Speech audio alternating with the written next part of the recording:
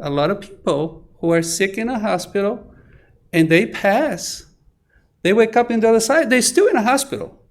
The only difference is it's not a physical hospital, but it's still a hospital. It's still they're still being taken care of. In fact, that happened to me when I had a cardiac arrest, and that I passed, and I was not breathing, and they resuscitate me, and then eventually I was in a coma. I was completely awake with my spirit, and I was watching everything. I was in a very similar. My body was there, physical, and the doctors were like many doctors and helping me. And I was here in the spiritual plane, being taken care by which looked to be doctors and people who knew what they were doing and giving me directions. So that happens. And we do have a little bit, sometimes a little spark of recollection and that incites a fear. So it's important for us to feed ourselves and be prepared. The message that the team read here was, it was for preparedness, for us to kind of shake us up a little bit, right? Wasn't it a little? and the way for us to do it, we all have some kind of imbalance, and the gospel is the place for us to find balance. This is beautiful. St. Augustine wrote here. In moments of reclusion and solitude, you will find yourselves together with the Lord, because the way that we find serenity, the way that we find ourselves out of situations that can really bring us down, depress, and giving us anxiety and negativity, it's through prayer, to inserting with us, inside of us, spiritual content. We don't need to. Knowledge is a repetition of good content that you are aligned to, content that you know it's good for you, and you start accumulating that kind of content. You start consuming that. Eventually, that will turn into knowledge, and that's wisdom in time. In question 625, and that's the reason why Jesus, he's not just the governor of this planet. He's our reference to get to a better place, because it says, you know what? Don't worry about it. You're gonna have a lot of tribulation here. Life is tough here, but rest assured, there's a good place for you. Life is not just this. So Kardec wrote in his commentary for this question, Jesus is the type of moral perfection to which man may attain upon this earth. God offers him to our thought as our most perfect model, and the doctrine taught by him is the purest expression of the divine law, because he was animated by the divine spirit, which is God, and was the purest being who has ever appeared upon the earth. So he is quite the reference for us to not just, do I need to be exactly like Jesus? That's not his, that was not the heart of his message. You don't need to be Jesus, but you need to understand that in order for him to be who he was, he followed a path. And he was laying down, this is the path you have to follow. If you follow this path, right? Sometimes he didn't say follow this path. He said, if you want to follow me, you take up your cross. You bear whatever you need to bear. Take responsibility for whatever life is throwing at you, or whatever is happening, and you make the most of it. And you carry that, and you do what I'm doing, and we're gonna be fine together. And in the gospel, this is in the Gospel of John, and I also took a little piece here from the Gospel according to Spiritism. We're talking about therapy, right? When we're talking about therapy, it's pretty much promoting healing. How can the gospel promote healing? So I took this part of this healing that Jesus healed this man that was born blind. It's not just a blindness that he it just happened to him. He was born blind, and he was quite an older guy. And that was a very impactful healing. And I think we have a little video of that. I'm gonna try to play here. But in the Gospel according to Spiritism, it says, "Nothing is lost in the kingdom of the Father, of our Father. Your sweat and miseries from the treasure that will make you rich in the superior spheres, where light substitutes the darkness, and where the most naked of you will perhaps become the most resplendent." This is a message from the Spirit of the Truth, which is same as Jesus, referring to this passage. His apostles, his disciples, when he sees this man that was born blind, they were quick to judge.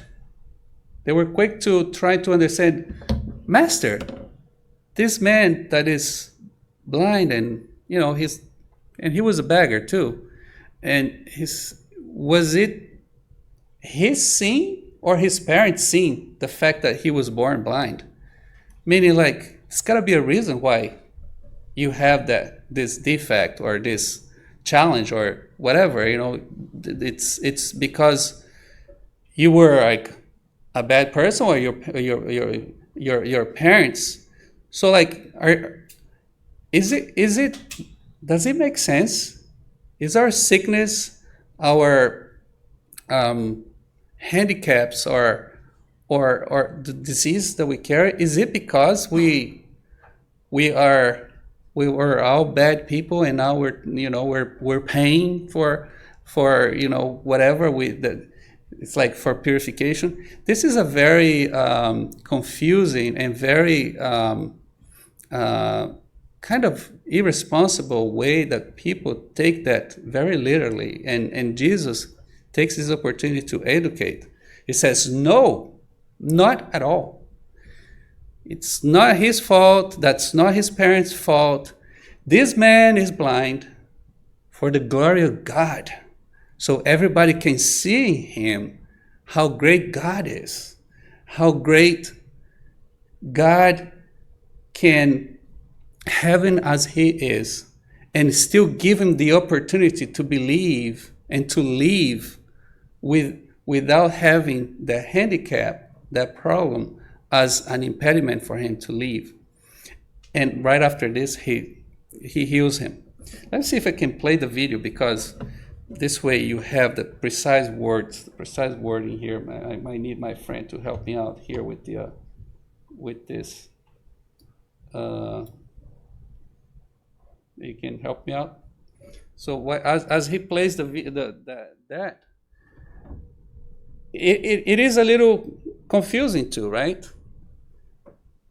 But and even in Spiritism, we have a lot of people who have this concept that somebody's going through some kind of difficulty, is going through some kind of terminal disease or some bad disease or some situation that is really, this person doesn't deserve it. It's such a good person. Why is it happening? Why is it? And then people are quick to judge. It says, oh, maybe they're that's the way that they're purifying themselves. It's probably errors of the past. No, we don't know. To start with, we always start being spirits that we're perfecting ourselves. Who knows what we have done in the past, crimes that we have committed, errors that we have done? Everything that we have done to this point, it has been done out of ignorance. Even when we know that we are doing that, we're hurting people, we're hurting ourselves, stuff is happening.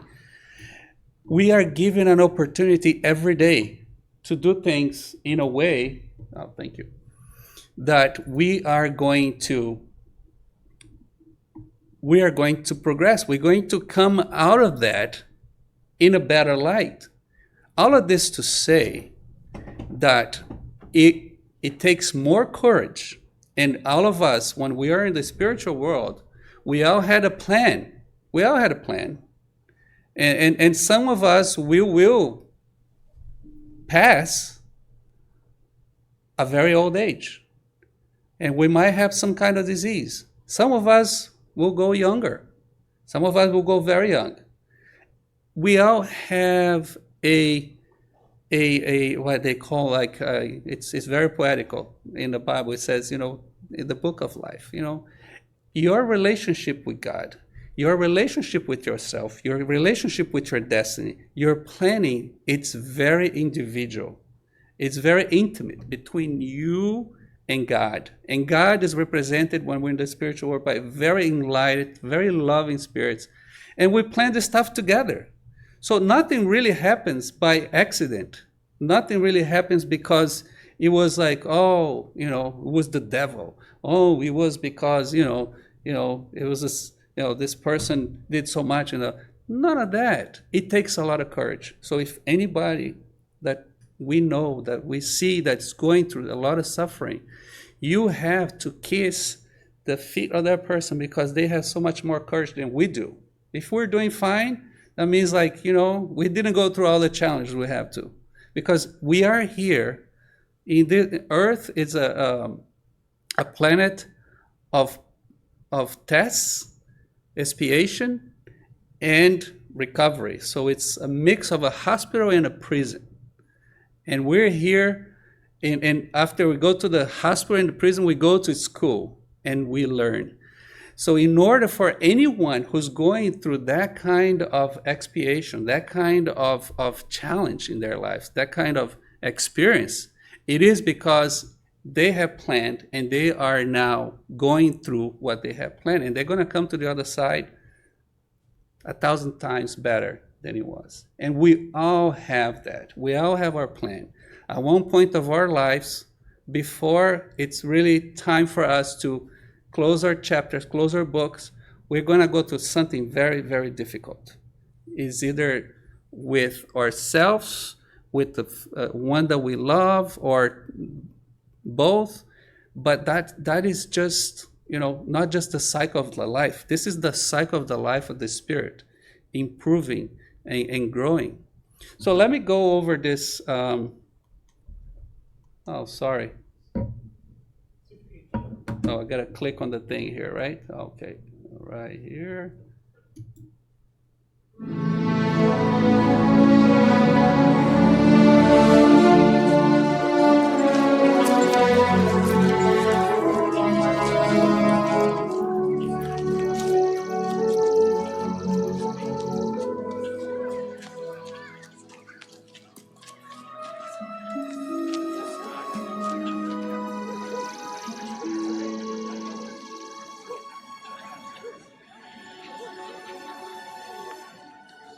Master, who did sin? This man or his parents said he was born blind. Neither had this man sinned nor his parents, but that the works of God should be made manifest in him. I must work the works of him that sent me while it is day. The night cometh when no man can work. As long as I am in the world, I am the light of the world.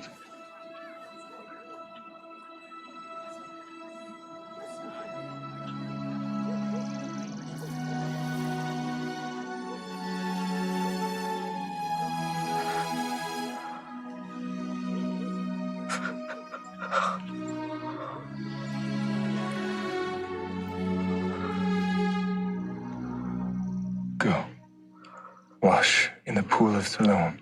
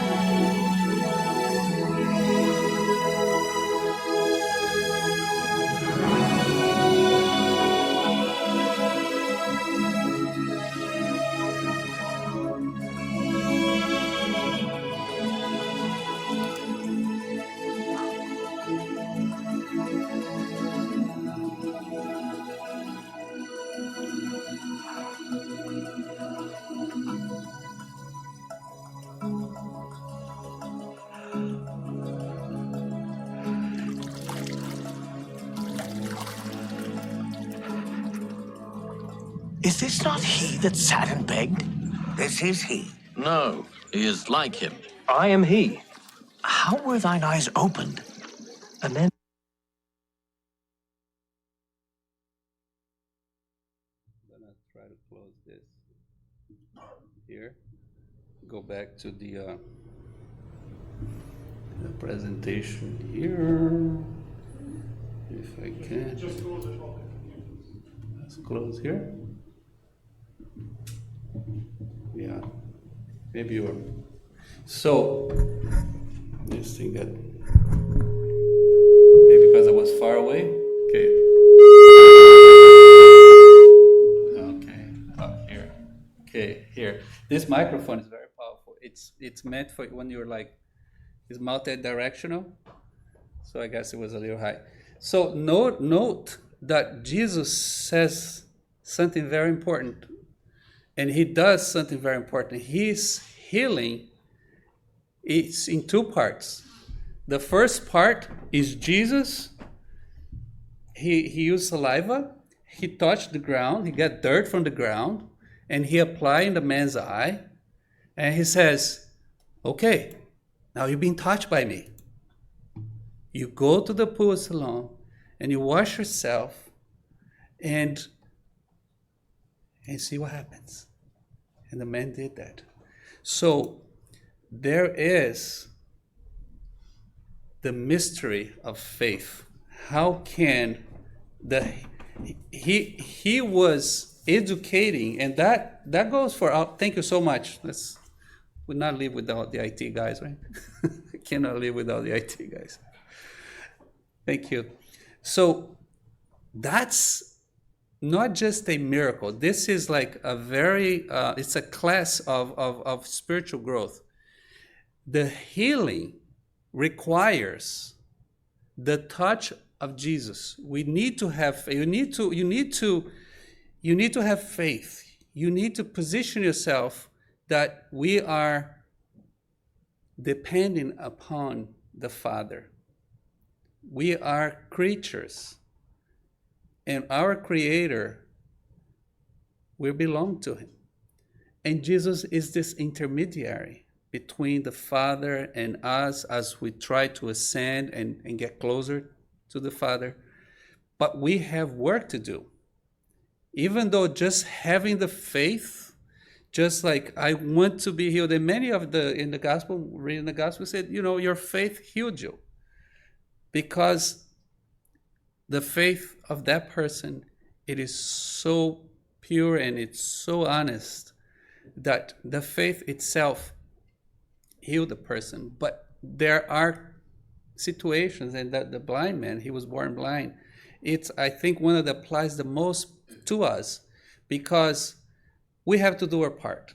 In order to complete the restoration of his vision, the healing of his eyes, he needed to go wash and wait for it to happen. Meaning that we have to do our part. We have to have the faith, and we have to do our part, and we have to understand that we are here not to live as sinners.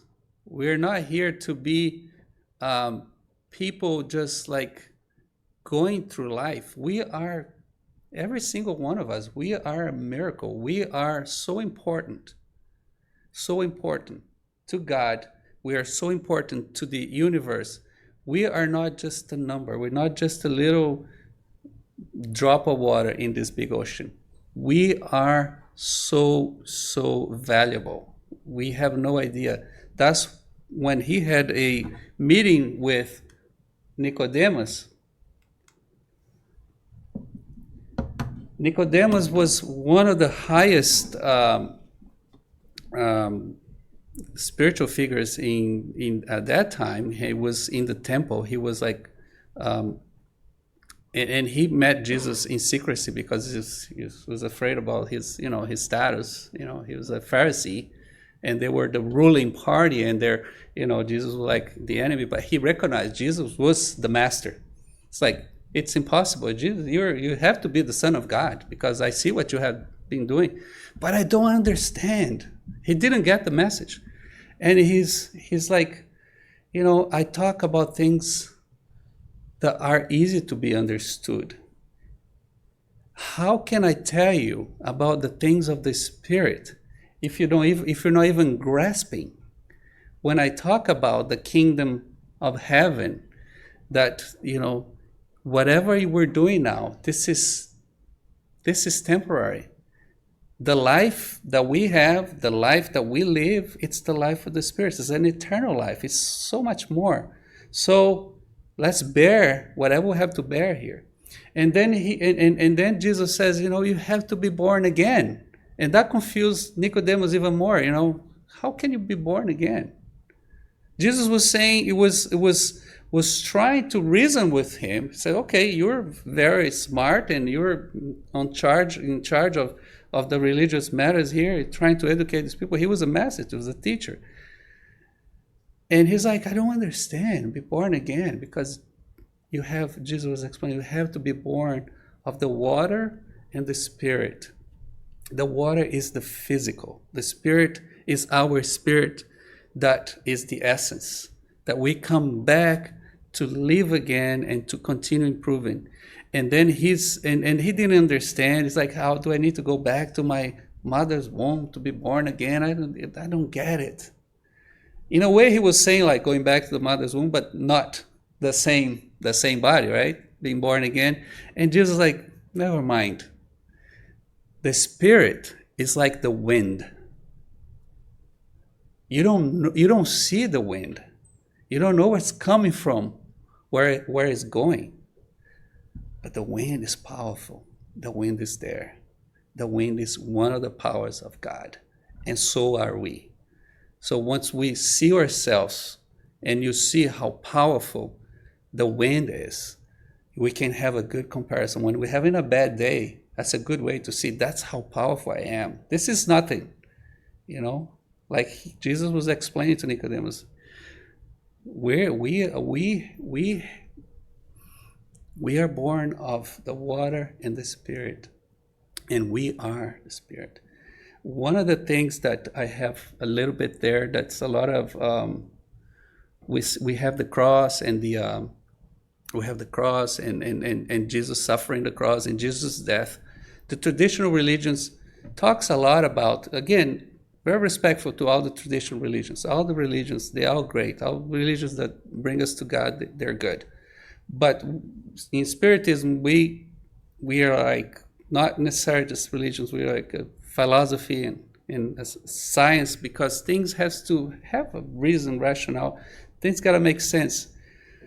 So we cannot be attuned and start from scratch just because we accepted Jesus as our Savior, which is great. And we cannot just expect that, Jesus paid for all our sins in the cross and we are forgiven. There is more to it. The law of action and reaction, the cause and effect.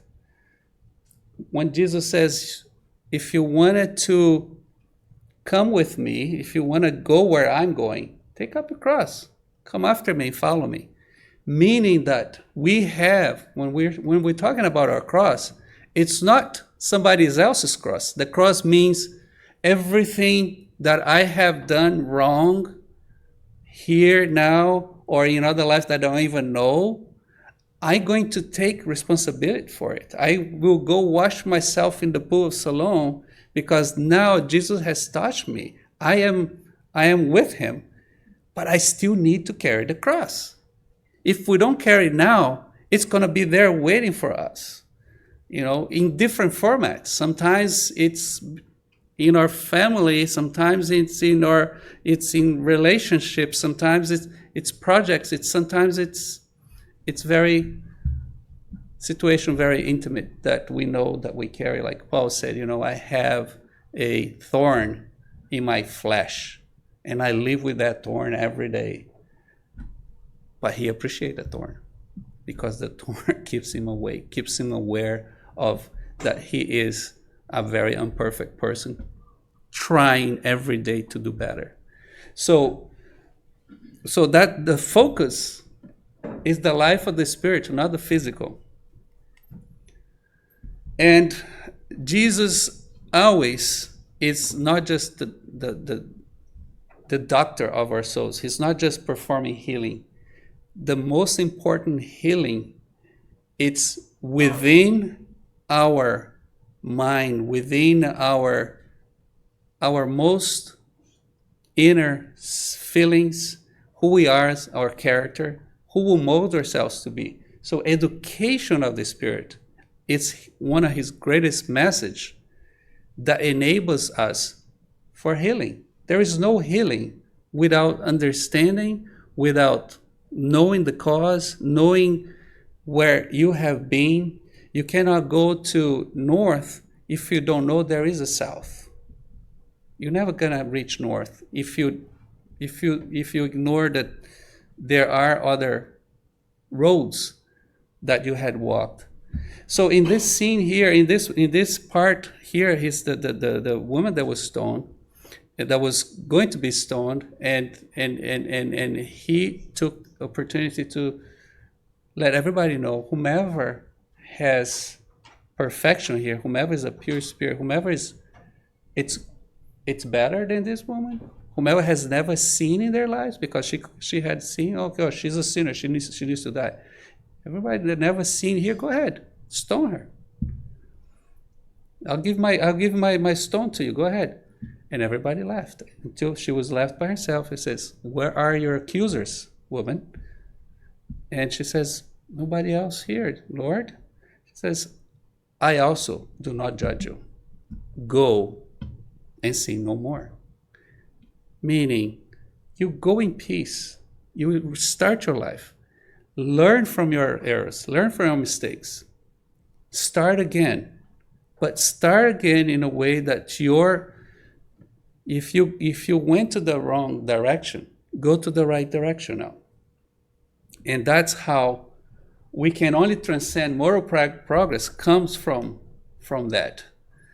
And I love this picture because we have our difficulty to have a relationship with Jesus is because Jesus is so much there and I'm so far away here. I don't even deserve to have Jesus as a friend because, but when we humanize Jesus, because that's what the purpose, he came to humanize the most approachable way that God could be around us was through him.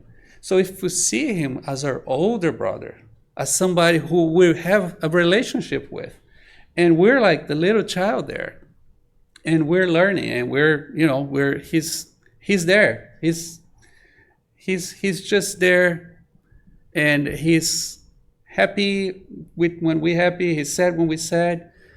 And not only that, in Spiritism, in the spiritual center and the spiritual doctrine, we know that he's not alone. That's why he had 12 friends to help him out. It's a big task. It's a lot of us out there, right? I don't know, we're about 8 billion, more or less, 8 billion. How many people in the world, Marco? 7.6 billion. Good job, Noah. Wow, 7.6 billion. It's a lot of people, isn't it?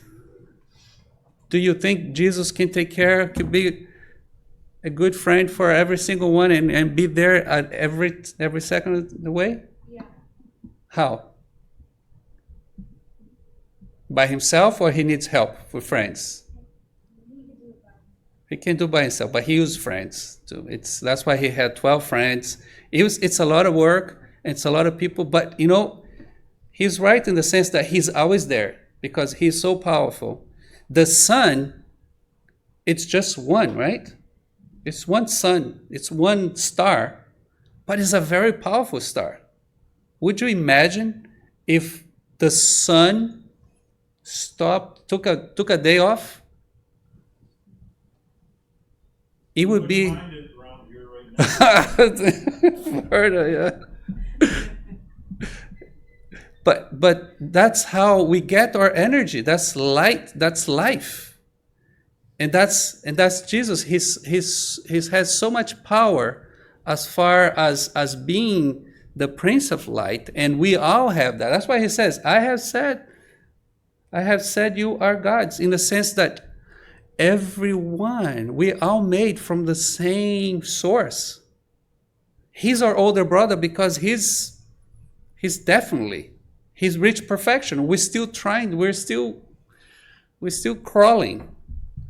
But he's been there. He's right next to the Father. And he says, I want you there fast. And sometimes we're gonna give like a very huge leap.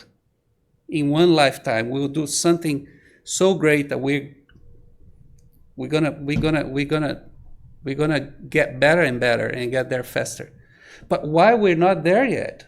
That's the relationship we have. So that's why we have spiritual friends, and that's how our older brothers too. Just like we have Jesus, we have superior and light spirits, people that have reached better places in different kind of wisdom, but not the wisdom of man.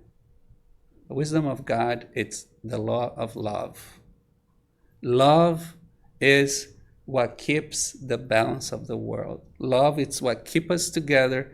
Love, in its most deepest meaning, it's what keeps us who we are.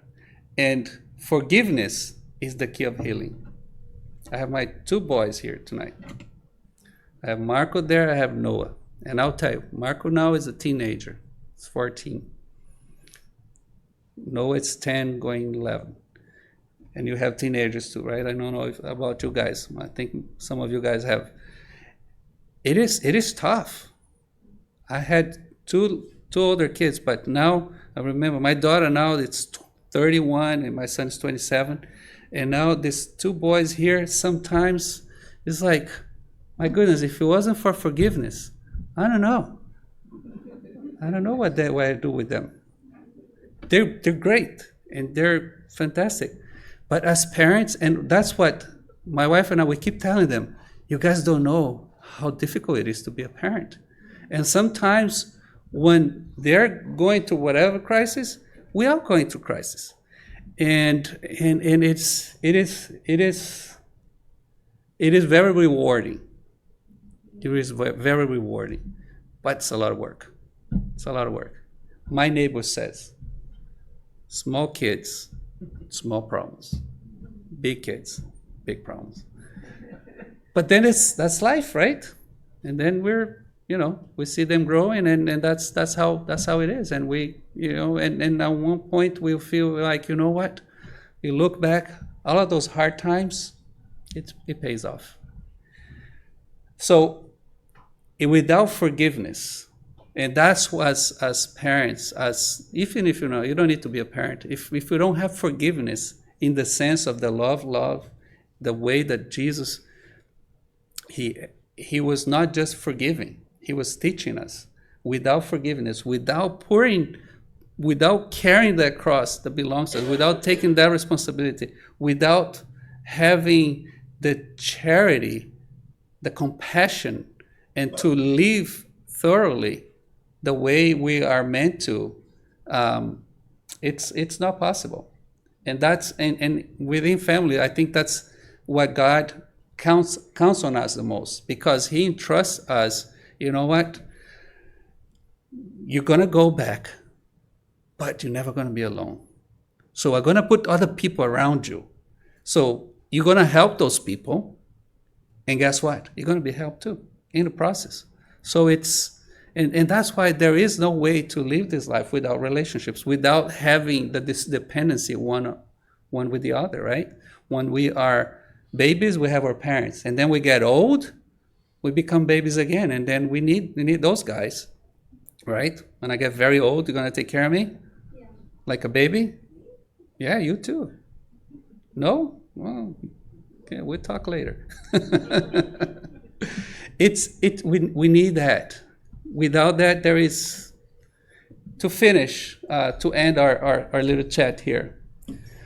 I am with you, and my apostle will instruct you. So you who are kept captive by life, drink from the living spring of love, and be prepared to one day launch yourselves free and happy, upon the bosom of He who created you, weak, so that you might become perfect, who desires that you model your own pliable clay in order to be the author of your own immortality. This is in the Gospel according to Spiritism, chapter 6, Christ the Consoler. It's beautiful. It just says here, we are the authors of our own destiny. And we are here where we are, exactly where we belong. We need to be here. We need to be doing what we're doing. So we one day will find ourselves in a situation that it is us and God. It is us and Jesus. And you can be in desperation. You can be, things could be falling, or you can be in a hole. But we know that we are perfectible. This shall too pass. We let the time do its work. We do our work, and we'll be destined to be closer to the Father. My friends, the gospel is very healing. The gospel is very therapeutical. If we ingest a little bit, there is a book called Gospel Pills. There's so many gospel books. You don't need just to read the gospel according to Spiritism. Anything that we ingest, that we bring within us, that is within the gospel teachings, it is so enlightening, so enlightening. We can promote our own healing. I thank you very much for your time.